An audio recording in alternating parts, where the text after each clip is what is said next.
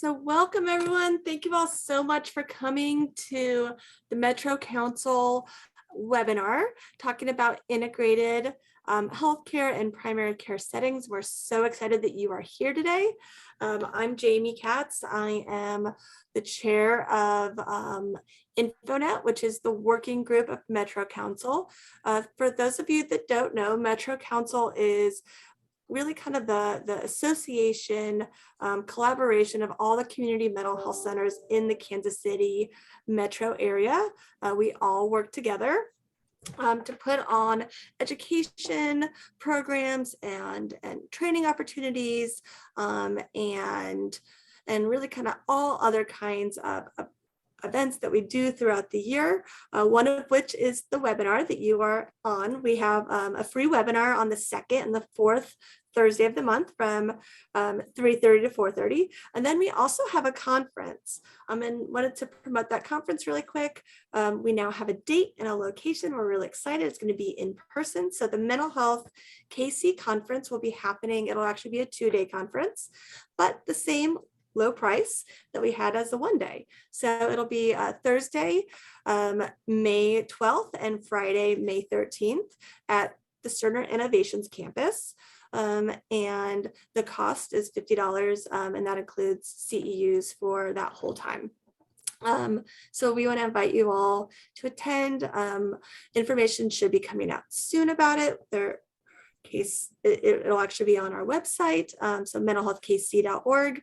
And then we're also still looking for speakers. So if you know of anybody or you yourself would like to be a speaker, our speaker proposals are available on our website, and it is a very easy, like 2.5-page application to become a speaker. So if you know of anybody or you yourself are interested, please take advantage of that and ask to be a speaker. You get free attendance at our conference. So with that, I want to introduce Dr. Jenny Burt. I'm really excited that she is here with us virtually. But Dr. Burt is a licensed psychologist and an associate professor in the Department of Psychology at the Monroe Meyer Institute for Genetics and Rehabilitation, and she received her PhD in school psychology from the University of Nebraska-Lincoln. And then she provides clinical services in an integrated primary care clinic at Children's Physicians Dundee. And her clinical and research interests focus on the integration of behavioral health into primary care in school settings, along with acceptance commitment therapy, screening in pediatric settings, and violence prevention and trauma. And then she also has an active interest in prevention and promoting parental knowledge of developmental milestones. And she received funding through the CDC's Learn to Signs Act Early campaign to assist with the development of resources for the campaign and served as the Nebraska Act Early Ambassador. She was also a Robert Wood Johnson Foundation clinical scholar and received training in leadership and health equity. And she works with a team at UNMC, UNO in the community on hospital and community-based violence prevention efforts in Omaha called Encompass. And then she also serves as a faculty trainer in integrated primary care with the Mid-America Mental Health Technology and Transfer Center. And she's the director of the postdoctoral fellowship training program at MMI and serves as a mentor trainer and junior faculty intern, a trainer for junior faculty interns and postdoctoral fellows. So with that, I want to introduce Dr. Burt, and then also wanted to introduce Laura Hawley as well. So Laura, go for it. Thank you so much, Jamie. So I'm Laura Hawley, and I work with Dr. Burt at the Mid-America Mental Health Technology Transfer Center, or MHTTC for short. So I'll just talk briefly about our center, and then I will let Dr. Burt get started. So although we are funded by SAMHSA, the content of this webinar does not necessarily reflect the views of SAMHSA. Next slide, please. And here at the MHTTC network, we always strive to use affirming, respectful, and recovery-oriented language in all of our activities. Next slide, please.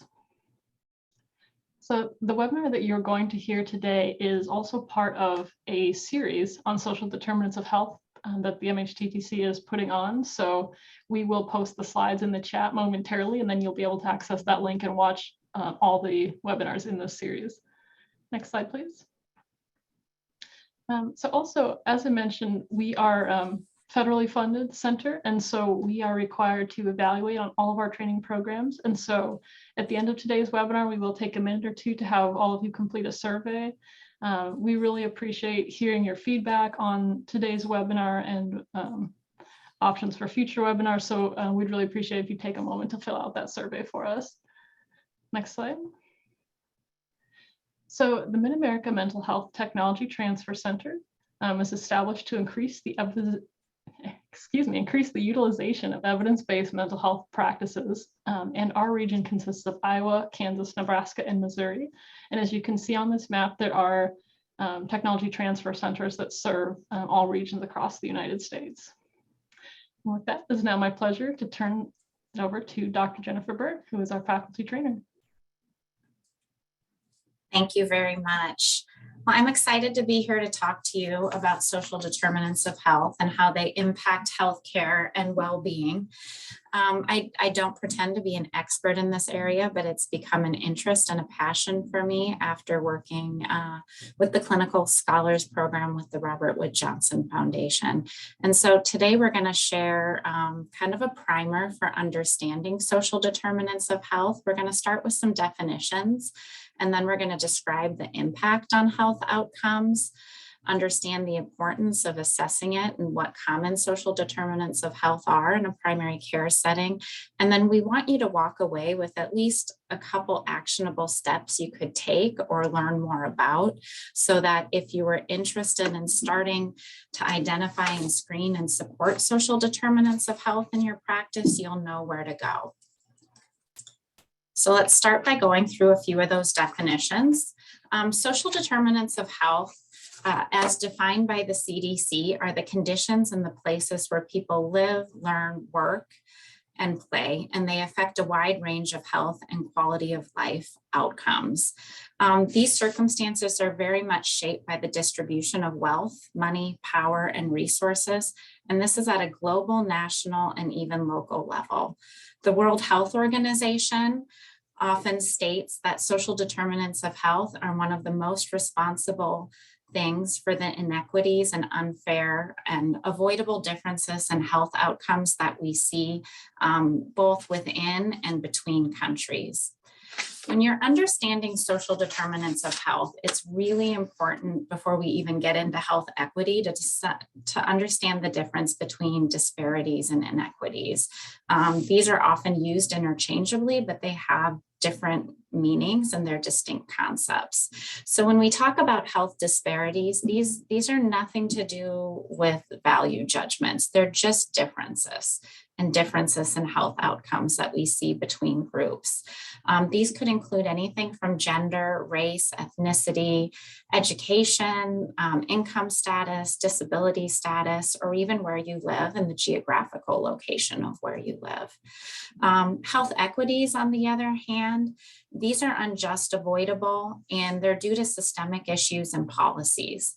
And they create barriers to opportunities for people, for healthcare, but in general. And we're talking about this today from healthcare, but really social determinants of health are pervasive in all sectors. And to really take an equitable approach to helping people be healthier, all sectors need to be addressing these collectively. I want to give you an example of an inequity. In 1934, the newly established Federal Housing Administration started subsidizing mass production of housing and building entire subdivisions. And these were identified as what we call the suburbs now. And when they did it with the requirement that none of the homes could be sold to Black people. Every single person living in these subdivisions had to be white. And if these people chose to move and sell their house, there were deeds that required that they were only sold to white people. When this happened, we started segregating populations, and we have what we call like the white flight.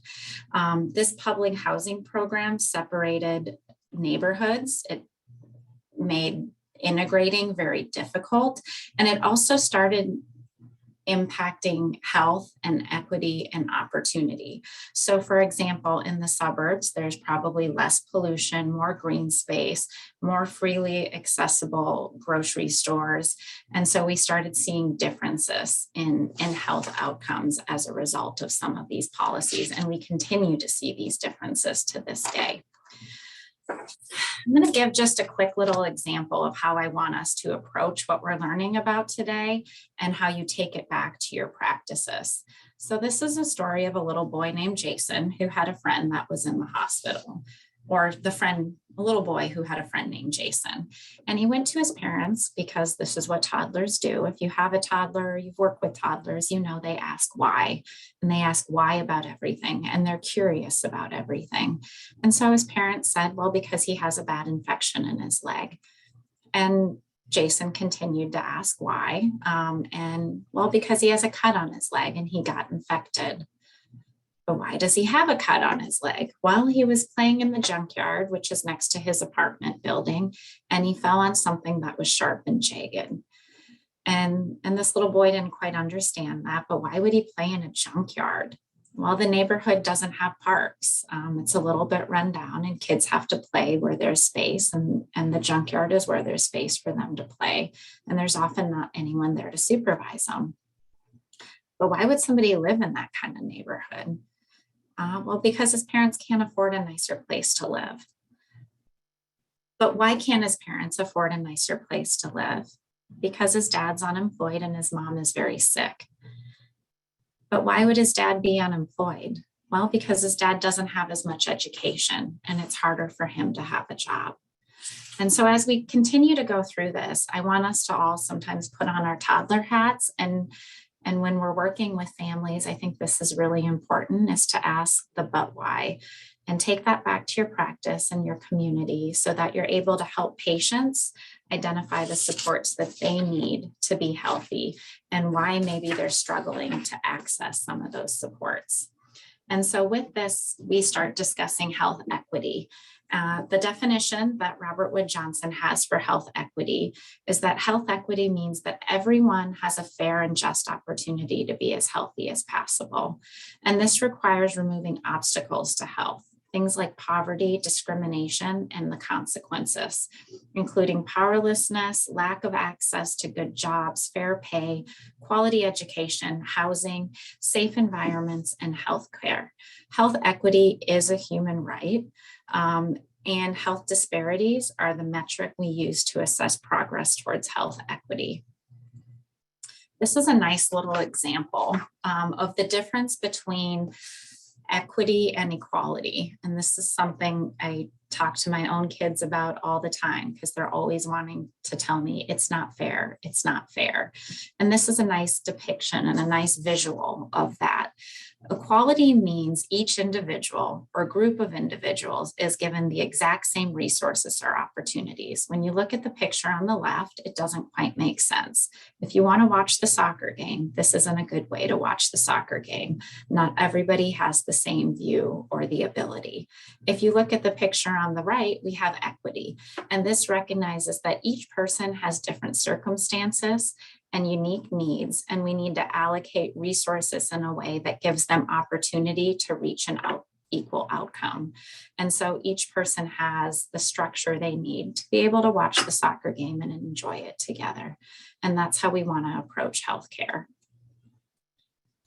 So when we do not have a health equity and people have social determinants of health, what is the impact on health? I'll give you one example right here. COVID-19 is one way we can look at this. But in general, it's really important to understand that all of us have biases. We have biases in how we look at the world and how we believe in things. Healthcare providers, even though we're doing good work, we're not immune to that. And that can contribute to differences in care. And policies contribute to differences in care. And although the quality of care continues to improve for all populations, access to that healthcare isn't the same, and there are disparities disparities that exist.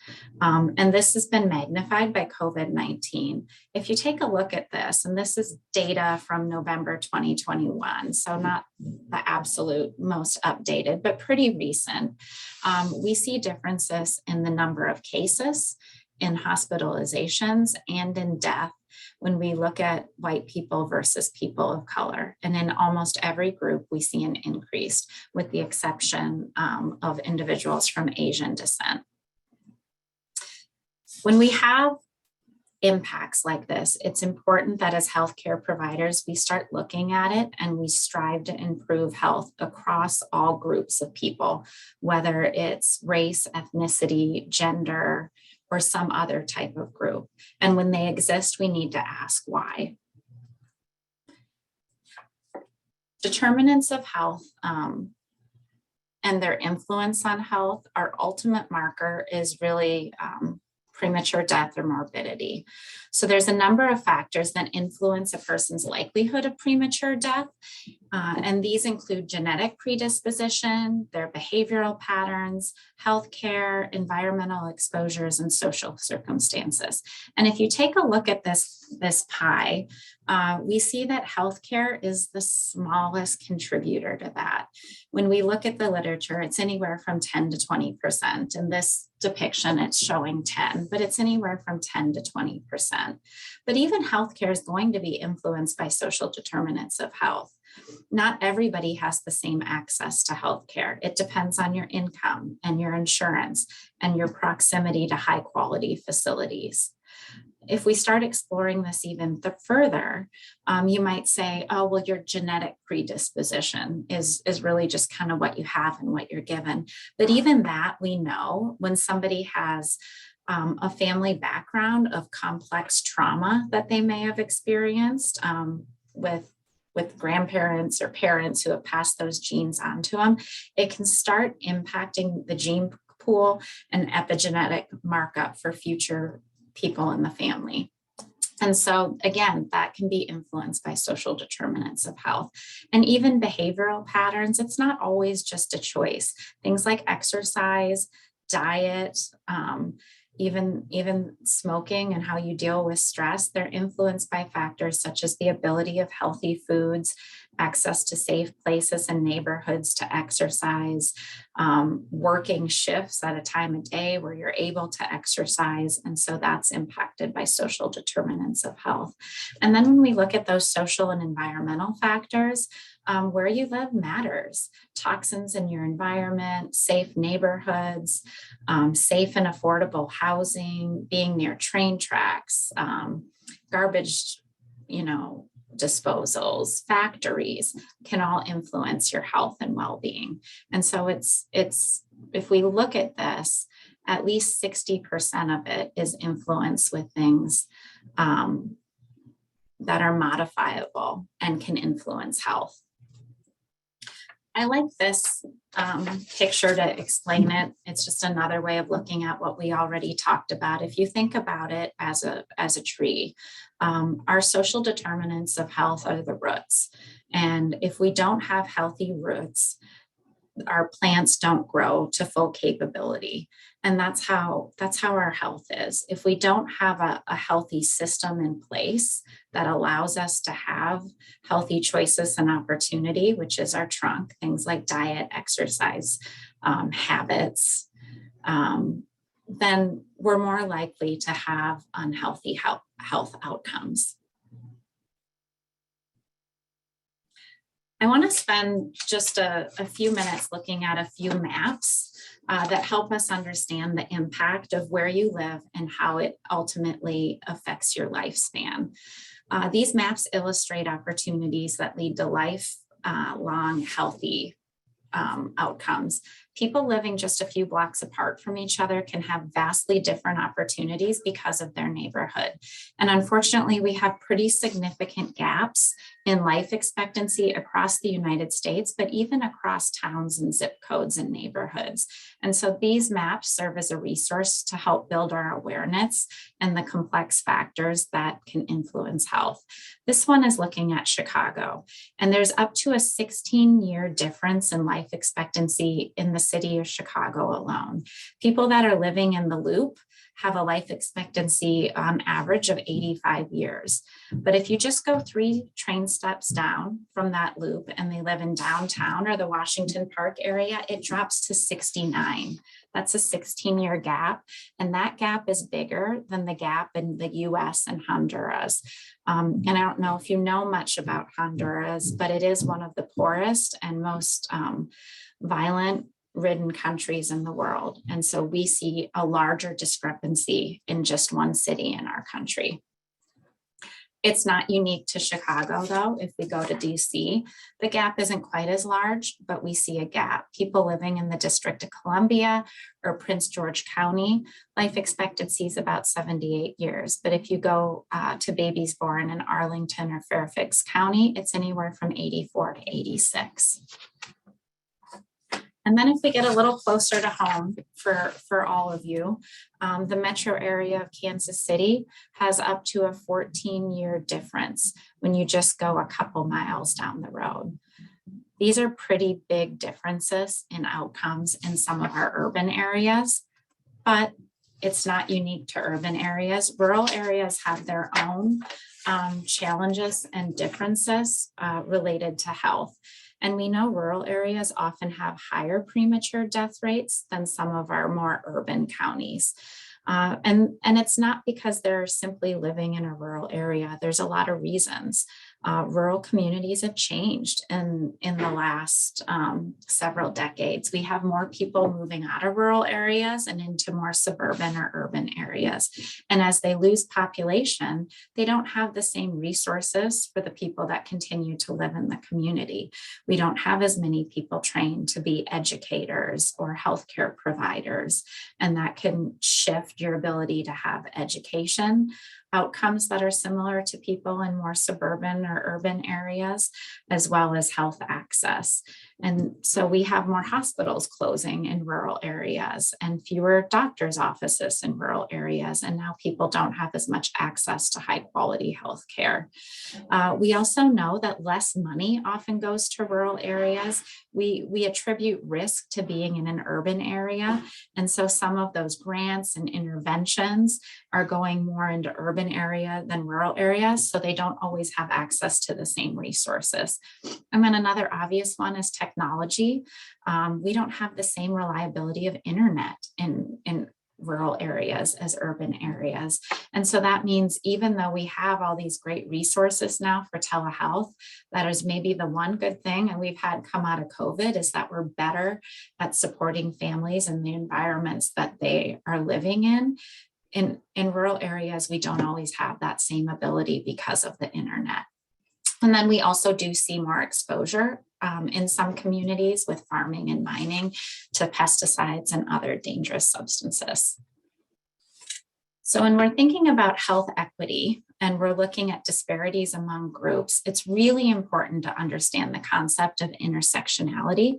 This was first coined by Kimberly Crenshaw in 1989, and she wanted to use it to explain the oppression of Black women. And it refers to the ways people have multiple identities.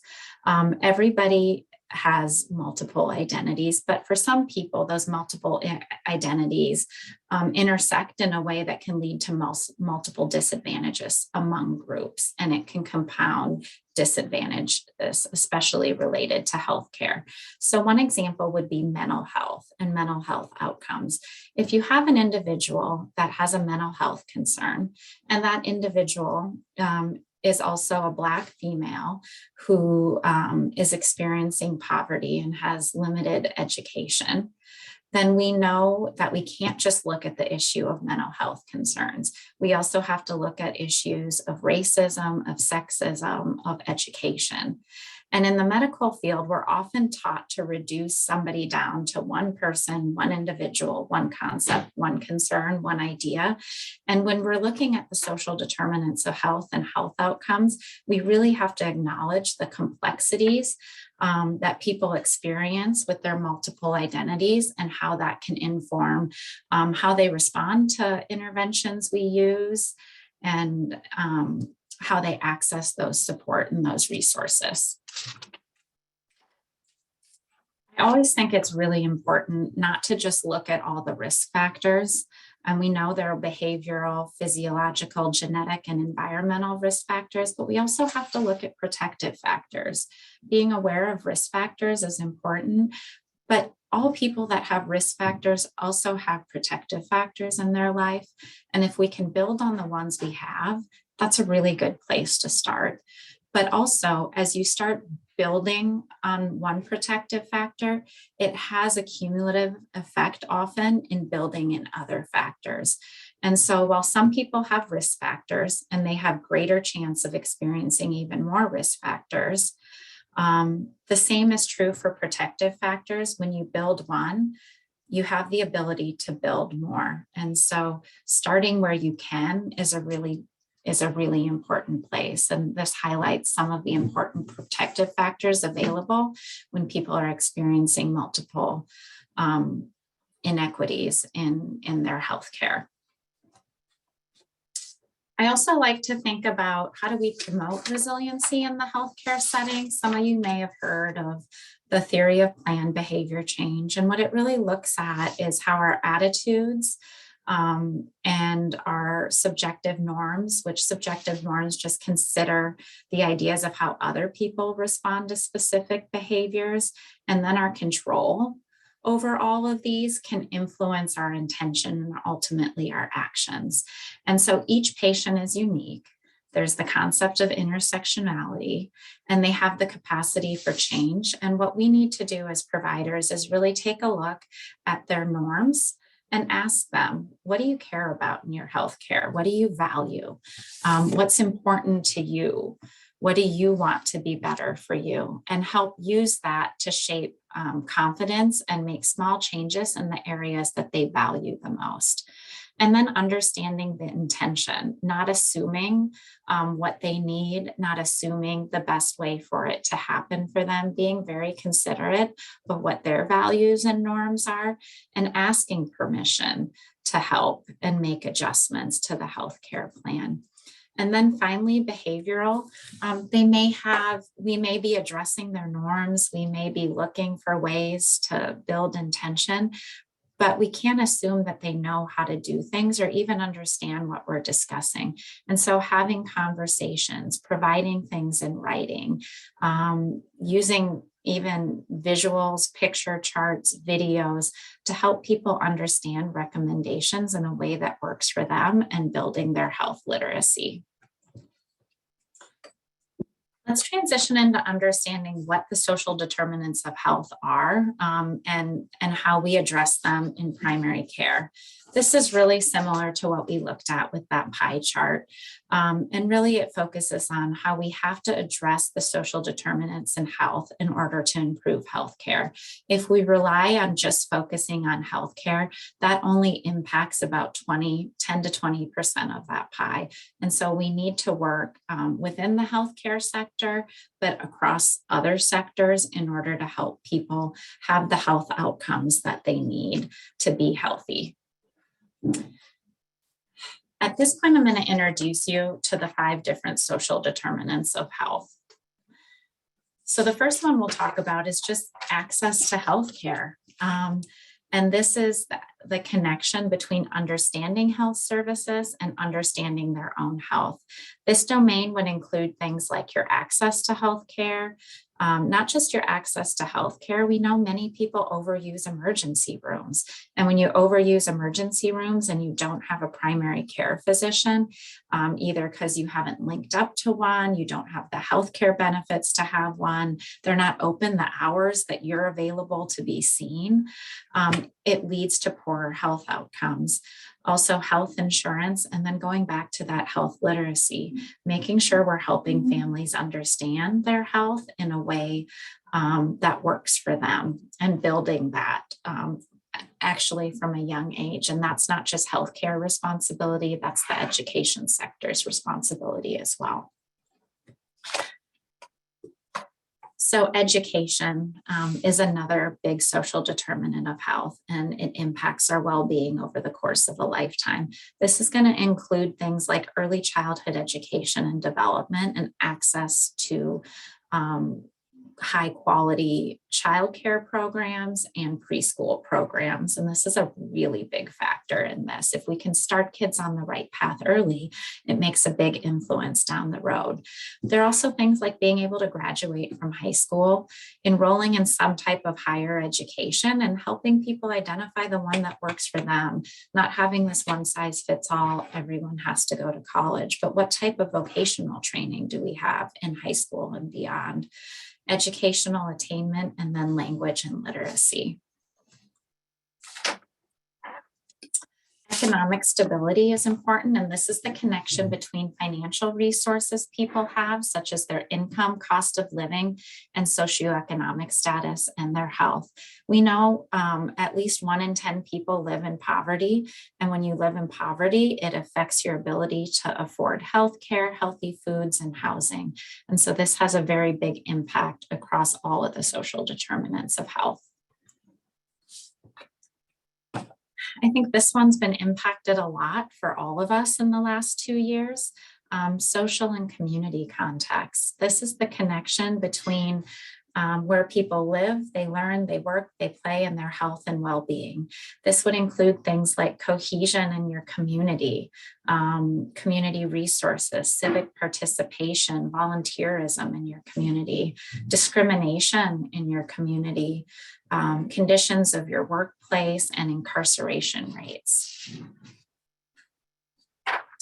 And then the final one that we'll discuss is neighborhood and built environments. And this is the connection between where people live and their health and well-being. Some examples of this would be the quality of the housing that people live in, their access to transportation from their housing, availability of healthy foods and grocery stores in their neighborhood that they live in, the air quality, the water quality, the roads, the sidewalks, how well those roads and sidewalks are plowed, green space in the neighborhood, lighting in the neighborhood, and neighborhood crime and violence. So as you learn about the different social determinants of health, we want to give you a few actionable items to start exploring them for yourself and the patients that you work with in your practice, and maybe even at a larger level. Robert Wood Johnson defines a culture of health broadly, and this means we look at good health and well-being across geographic, demographic, social sectors, and communities in both public and private, and that they're all working together in order to make decisions that lead to healthy choices across the lifespan and across lifestyles. And so it really does need to be a community-driven process in order to shape this, and we are one part of that community system. I think as healthcare providers, we are often in the downstream place. We're creating chronic, or we are not creating by any means, we're treating chronic conditions. And I like this quote, why treat people and send them back to the conditions that made them sick in the first place? You've probably seen lots of examples of this across your career and across your practice.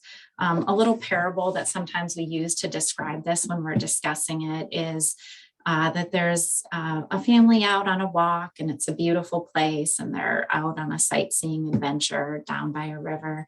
And all of a sudden somebody's floating by asking for help. They reach out, they help them, but no sooner do they get them out. And then here comes the next person and then the next person. And after a while, they're pretty exhausted. And so one of them starts running upstream to try to figure out what's happening. And when they get there, they see that there's a beautiful overlook, and people are so swept away by the beauty of it that they're falling in the water because there is no protective factor or barrier for them. And so you could keep trying to rescue people down the stream, but a more effective thing would be to create signs alerting people, to create barriers so that not so many people are going downstream. And that's part of our work. We treat chronic health conditions. But if we can go to the midstream approach and we can help people modify their behaviors so that they have fewer health concerns, but then even going further upstream and addressing the policies and the conditions that they're living in, that they grow up in, that they work in, that they are educated in, so that we're able to help them identify and access resources that makes it easier to modify behaviors and have good health outcomes. And again, this is a community effort, but it's our job to be knowledgeable about resources in the community and how to help patients engage and actively have those resources. So one of the ways that we can do this is using these 5 strategies. One is to understand the community that your patients are living in. And sometimes we're part of the community that we serve, and sometimes we're not. And so making an effort to really understand it. What are the barriers that they face to a healthy lifestyle? What resources are there? How do we help them access that? What are the demographics, the environmental, the public health data? These can illuminate issues that can help us be better at our job. But we also need to learn about how social factors influence those. And that's an important part of understanding the different mechanisms that can influence patient care, understanding their unique social factors that influence it. And then we're all human. We all have bias, and we need to be able to confront that bias in our practice so that it doesn't influence patient care and patient outcomes. And one of the best ways to do this is screening. And we're going to encourage screening for social determinants of health. And a best case scenario, you're using a screening instrument. But even if you're not ready to go that whole route, you can identify parts of it that you start doing as a way to get more information to support the families and patients that you're working with. And you don't do this alone. You do this as a team, and you do this with resources in the community. And finally, developing a process that promotes health literacy, making sure that you have a process for follow-up, making sure that you have a process for checking in, making sure that your handouts are written really honestly between a 3rd and 5th grade level so that patients can understand them and use them to access the supports that they need. And whenever you're designing things to address complex social determinants of health, it's important to think about these 5 factors and how you work as a team to do that. The American Academy of Family Practice did develop a framework and does have a toolkit. The links will be on our next slide to help you understand ways to address this. The first thing to do is act. You need to ask. If you don't ask, you're not going to know. And after you ask, you need to identify the resources in your community that can help address it, and then develop a way that you can connect patients to these.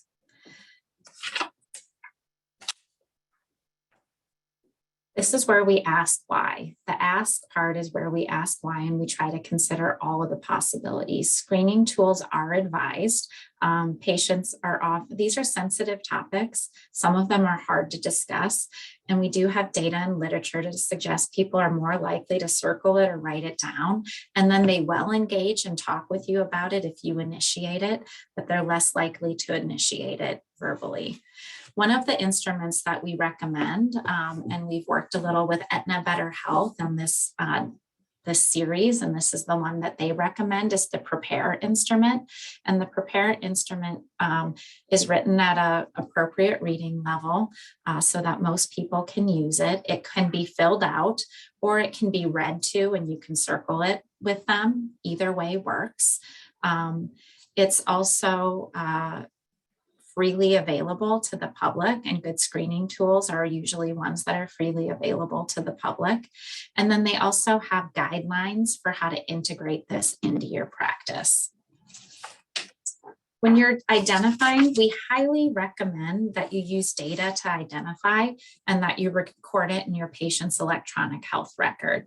One tool we have with the ICD-10 is the Z codes. And they help us identify non-medical factors that influence health status. The value of putting this in the electronic health record is it allows you to track at an individual level, but you can also start tracking at a population level over time so that you can move to more upstream work. What does our practice need in general? What are resources we need to find because we're identifying more of these Z codes? And this is an important part of long-term trajectory of building health and wellness in your practice. And then for the ACT part, we're going to walk through a real case study. It's actually a family that Aetna Better Health of Kansas has worked with. So it's a local family in your area. All names have obviously been changed, but we're going to walk through this family and some resources that were developed for them. The mom of this family, second picture in on the top row, is Claudia. She's a 38-year-old Latinx heterosexual female, pronouns she and her, and she earned a high school degree and diploma. She's employed as a waitress. She receives employment assistance and seeks behavioral health support. She also has Section 8 housing and has private insurance through her employer. The father right next to her to the right is Patrick. His pronouns are he and him. He has a GED. He did finish 1 year of an associate's degree in auto mechanics and is currently employed as an auto detailer. He has low-cost marketplace insurance plan, and he has high cholesterol and diabetes. He is very avoidant of social services and medical care. He currently is on diversion for a DUI and his license is suspended. Next to the father is the grandmother, Yvonne, who's 68 years old. She's a Latinx heterosexual female. Her pronouns are she and her. She immigrated from Ecuador and is undocumented. She has pretty limited English proficiency and recently moved in with the family after having a stroke. She is not on the, lease notified to the landlord, and she does not have health insurance either. Down at the bottom, we have Tyler, a 16-year-old bisexual, biracial female. Tyler's pronouns are they and them. Tyler's a full-time student. Tyler has a driver's license, and they're looking for colleges and preparing for Tyler to live independently following graduation. Tyler does have Medicaid. She has behavioral health, case management, and she's very active in the LGBTQA+ community. The son is Elliot. He is 13 years old, heterosexual Latinx male. His pronouns are he and him, and he's a full-time middle school student. He has an IEP, which is an individual education plan, which means he qualifies for special education services, both for a learning disability and other health impairment, because he has a congenital heart condition that requires a lot of medical care and out-of-state appointments for visiting a doctor. And then finally, we have the youngest member of the family. Edith is 2 years old. She is receiving early Head Start services and has Medicaid. She also is involved, the parents are involved in the Parents as Teachers program with her.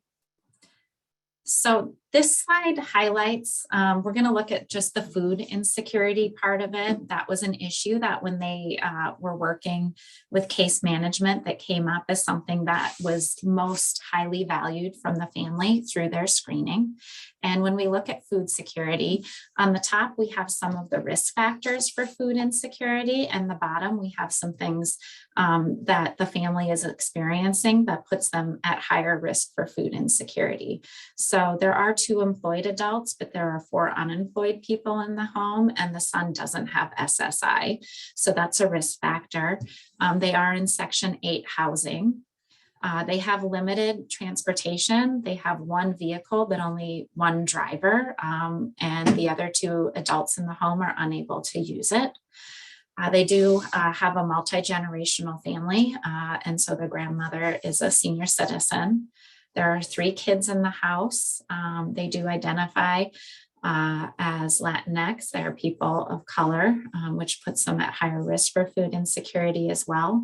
And then both the grandmother and the mother have some health concerns, with the grandmother having a stroke. She needs assistance. The mom has a mild traumatic brain injury. And then the younger, or the middle son, also does have that congenital heart condition.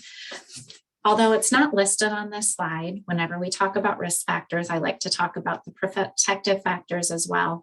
And it's important to know that there is a lot of healthy coping strategies that are happening in this family. One of them being that they are accessing the parenting program and early Head Start, and the kids have support with school. They are all getting some type of either behavioral health case management or special education services. There is a real sense of purpose in the family, which is a protective factor. Both parents are employed and working full time, and the kids are very active and engaged in their schools. We also know that parents are working on their parenting strategies. They know that they have some work to do in that area, and they're working on parenting skills.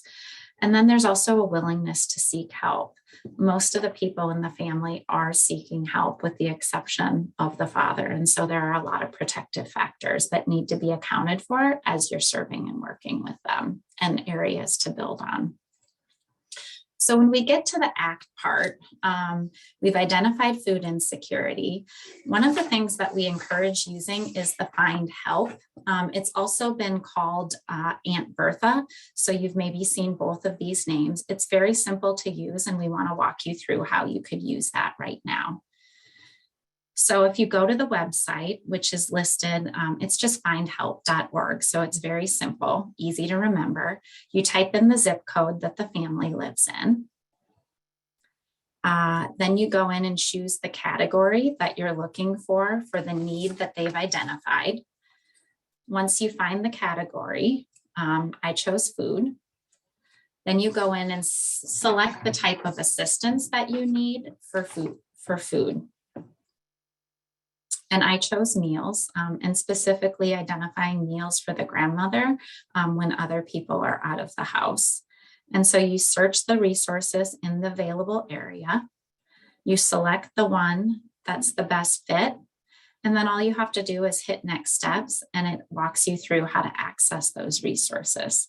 But importantly, if you're using this with a family, you wouldn't just hand it to them.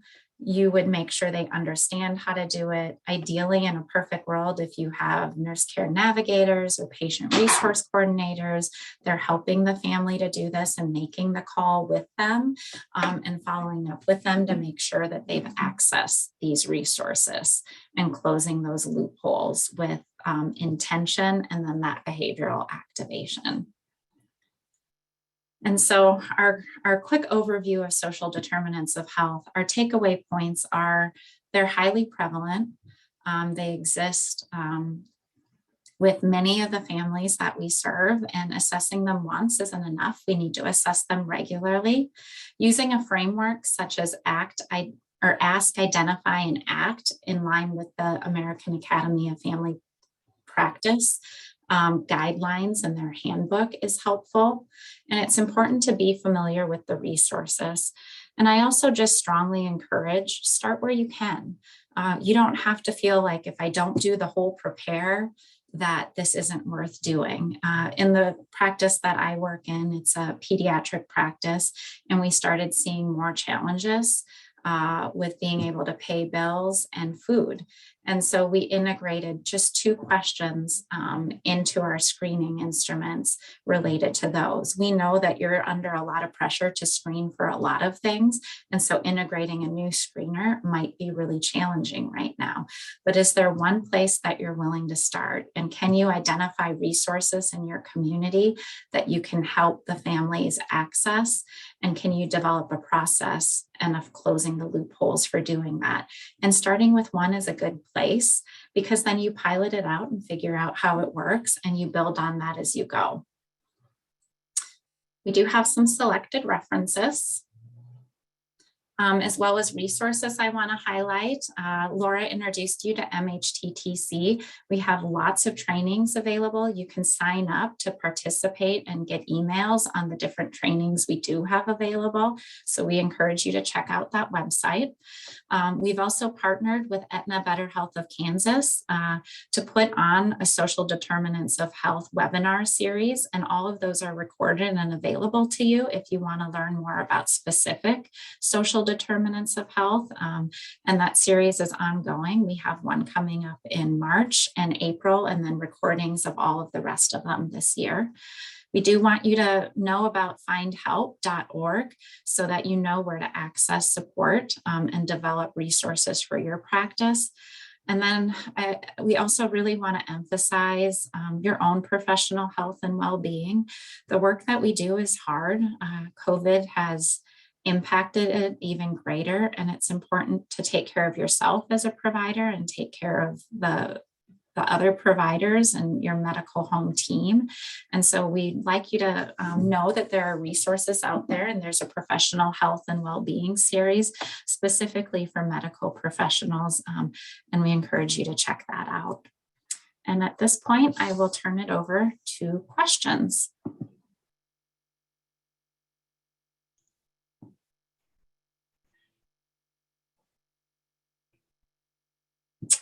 Okay, so we have a couple of questions. Let's see.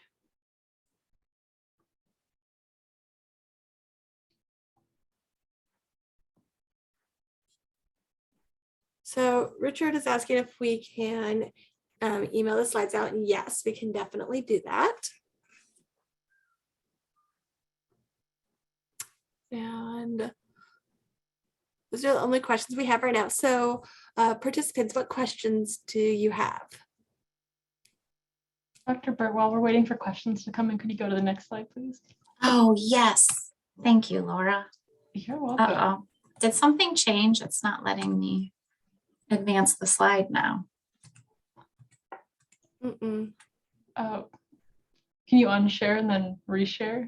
Yeah, we'll try that. Okay. And while Dr. Burt's working on that, I was just going to give you all a minute to complete the survey that I mentioned at the beginning of the webinar. So I will post the link to it in the chat. And then, thank you. The link is also here. And if you have a smartphone with QR codes, you can take it off of the slide there. It's just a really brief survey. And like I said, it gives us some feedback on what we're doing, and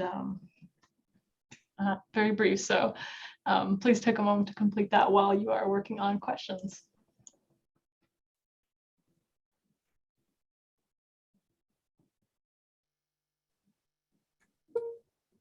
And are we emailing out the slides, or are we posting a link in here? So I tried to attach it and it's not allowing me to do so. So Okay. I can send it out. I just cannot get access to everybody's email addresses until after we're done. Okay. So I can do that when we are done today. I was trying to make it as easy as possible for everybody, but by attaching them to the chat, but it's just not allowing me to do so.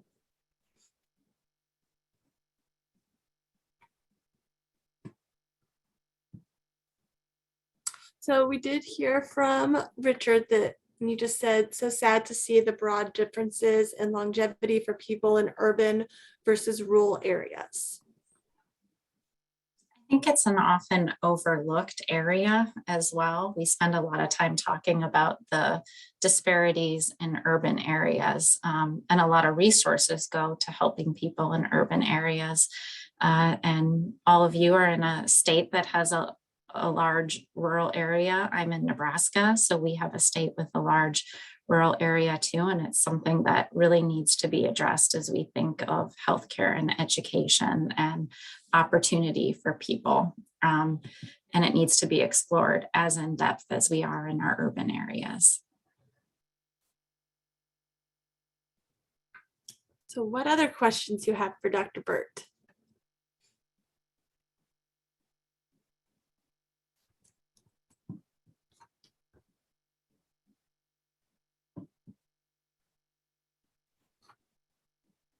I would highly encourage you to check out some of those resources with MHTTC, Aetna Better Health. Play around with the findhelp.org. I keep saying Aunt Bertha because they just changed the name recently and I'm still getting used to saying it. But if you search Aunt Bertha, it also comes up.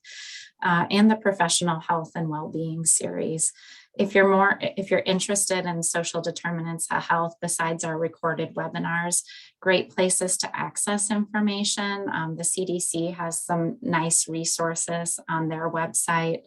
I also encourage you to check out Robert Wood Johnson Foundation and that guide from the American Academy of Family Practice. It helps you start thinking about, where can I start with this, and not being so overwhelmed by all of the different social determinants of health, but spending some time reflecting on what's one place that our practice wants to be intentional about asking and identifying and supporting families to get the resources they need to be healthy. Sure. If I'm technological, let's see if it lets me go back. Yep.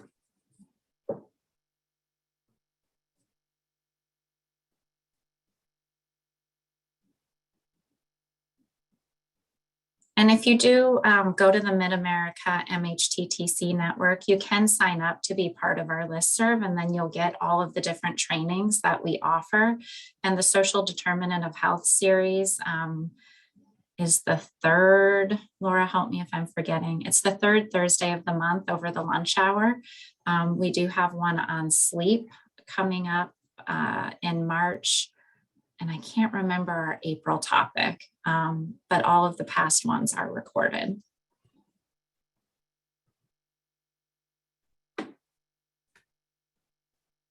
And Dr. Burt, that's actually a great segue. The very last slide in the presentation has the link to all of our socials and to sign up for our MHTTC newsletter as well. So Dr. Burt, there were a couple of questions. Mary wanted to know what was the Robert Wood resource again. Oh, I didn't put that in there, but just go to their website and they have an abundance of resources on health equity and often have special opportunities to get involved. And they even have small mini grants you can write to improve things in your practice. They have the Clinical Scholars Program, which I highly recommend. That's where I became interested and involved in some of this work. It's a 3-year program where you develop a project on a health equity issue and get extensive support and training from their team to do it. Best personal and professional thing I've done in my career. So check out some of their opportunities for fellowships and grants. And then the Thursday talks are with MHTTC. Yes. Thank you. I was just going to ask you that question. And Mary, I will post a link into the chat to the whole series of Social Determinants of Health webinars. All the recordings are there and also the links to register for the March and April ones. And then we have any other questions?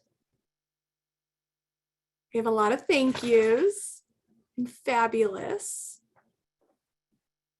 Well, thank you for letting us be here and connect with all of you today, and stay warm and be well.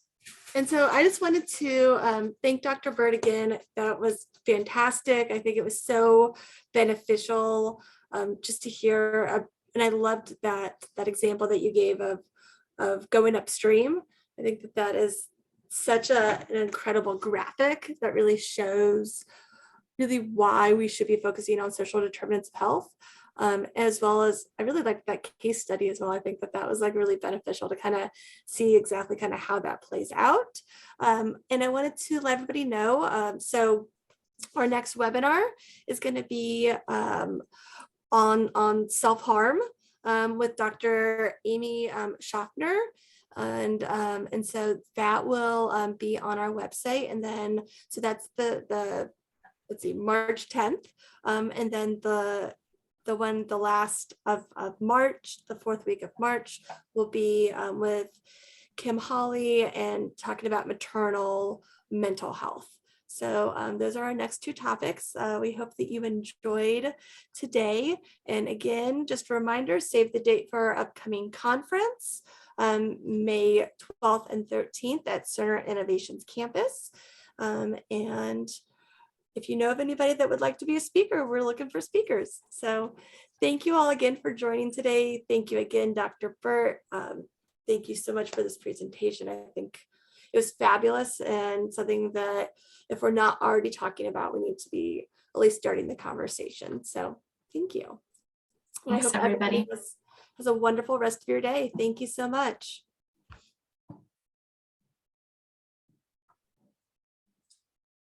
Thank you. Have a great day. You too.